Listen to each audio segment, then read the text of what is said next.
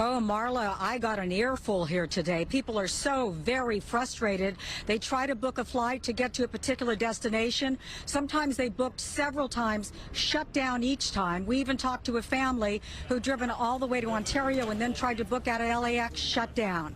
I know now that you're looking at those long lines of this massive disruption by Southwest Airlines, had people pulling out their hair, and, you know, they booked and they were canceled again. 3,850 flights canceled into or out of the U.S. today.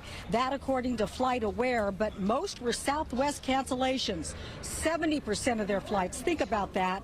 Travelers told us they were not notified. They stood in long lines here at the airport, and then they got the bad news. Let's listen.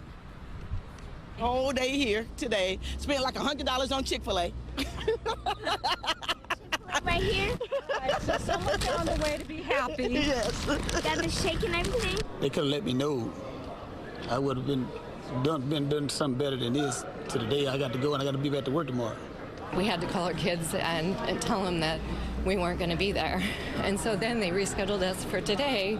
So we stayed here in California for 2 days, just waiting to get on the flights they guaranteed us today. And then we showed up here, and they still can't get us on a flight. Well, you know, you're calling this a manic Monday, but Tuesday is not expected to be much better. I'm sorry to report a lot of the same problems will continue. It wasn't just flights canceled. It was flights delayed, lost luggage, poor communication. It was just terrible all the way around. I can't sugarcoat it for you. Right now, Doug is going to talk to us. You were just inside and you got more bad news, right? What did you hear, Doug?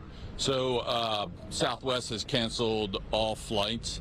They've wiped out any ability to make a reservation until January 1st.